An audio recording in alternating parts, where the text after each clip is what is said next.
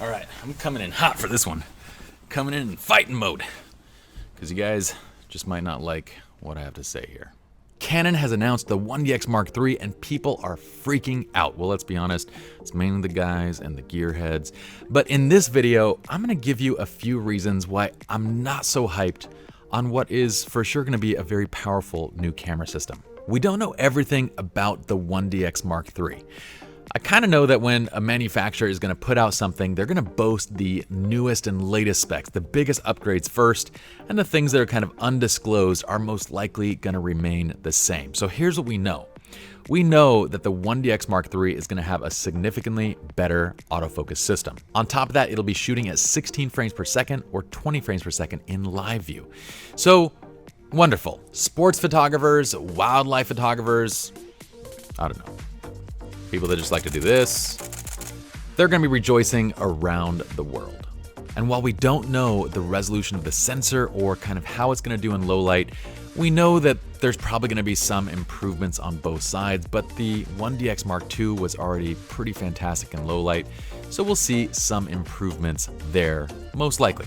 But it's not going to be anything necessarily to write home about. We're talking probably modest updates on that side, especially since these weren't part of Canon's kind of what they boasted in their initial announcement. Where the 1DX Mark III truly shines is in its video, and specifically we now have a DSLR, if you can still call it that, it's quite big.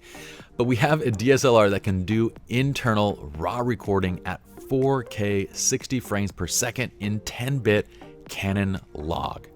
So there's going to be quite a few cinematographers that freak out about that, and a lot of others that might not care so much, and I'm going to explain why in just a second. Now, there are other updates and upgrades, things that we know like in the communication and Wi-Fi, and things that we have probably yet to learn about with this camera. So why, might you be asking, Pi, do you have the sad face? I'm going to tell you.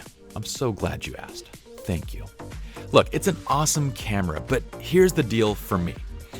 First and foremost, what Canon has me most excited about today is their new RF lenses, the new mirrorless lenses that are boasting capabilities that really just weren't possible before. For example, we get wider apertures and we're getting zoom lenses that operate more like primes. Case in point, like the 2870, which I talked about was one of my favorite lenses of all time, if not my favorite lens of all time, is a 28-70 zoom lens that's capable of f2 all the way throughout the zoom range. It operates like a zoomable prime lens. We have tons of really cool lens features like the kind of defocus smoothing and different options that come in these new RF primes. They're incredible, and just the RF lens lineup is where I think Canon is going to get the majority of their users back from Sony and other mirrorless options, at least when Canon catches up in that area. But we don't really get that when we're buying into a 1DX Mark III, at least not as far as I know, because with a mirror and the 1DX Mark III and the 1DX Mark II, these are all EF lineup cameras. Okay, so we're getting the EF mount, we get EF lenses, and well, there's nothing wrong with EF lenses, but kind of been there, done that. This is the technology of the past, 20 years. Correct me if I'm wrong, but that's a big deal because for me, coming out the gate, it feels like we're spending a lot of money to buy an outdated system already. So number one, we're not gonna be able to take advantage of the RF lens lineup. Second, cinematographers, I'm sure, are gonna love the 1DX Mark III. Its overall quality and new recording functionality, it makes it a very powerful upgrade. But let's talk from the still photographer side. My next issue is that from the still photography side, what we're seeing in terms of the tech in the 1DX Mark III, it's really not anything new. In fact, if you've been paying attention to Sony, you know that Sony already has cameras like the A9 and the A9 Mark II that have ridiculous frame rates. And on top of that, how many of us actually need 10, 15, or even 20 frames per second? For most of us, this is going to become a braggable feature that we keep turned off just so we don't fill every single possible memory card in our possession. It is a very braggable feature. I mean, it sounds cool, for sure. I wish that was faster. But if that's what you're looking for, there's options already available to you. So nothing new there. Third, form factor. Have you guys shot on, a DSLR with a battery grip or on any of the previous full-size DSLR bodies? I mean, they are heavy. And yes, they are tough and durable pieces of gear, but I also think that big, heavy kind of bulkiness is becoming a thing of the past. And I shouldn't need 14-inch biceps to carry my camera around. I should need those for the beach.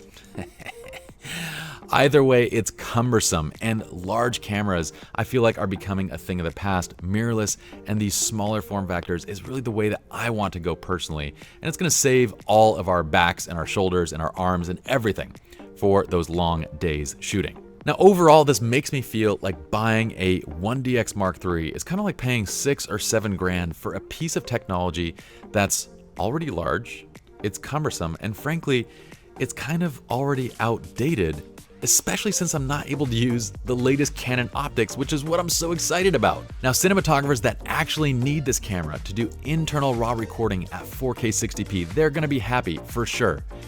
But here's the deal. Most of us that are shooting a lot of video footage will try the feature and probably end up going back to compressed footage formats and shooting flat because it's simply an easier workflow solution. We can build in our grade directly into camera, get something out of camera that looks usable, and minimize our work in post.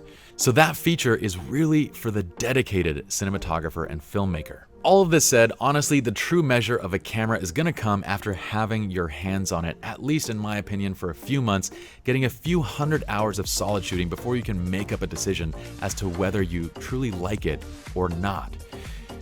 In the meanwhile, I'm gonna head to the gym to prepare my arms for shooting with the 1DX Mark III. I hope you all enjoyed this video, and if you did, please engage with us.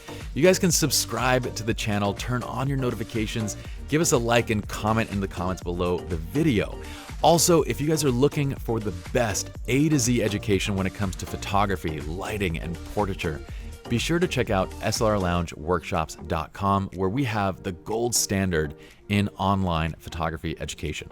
My name is Pi, and I'll see you guys in the next video.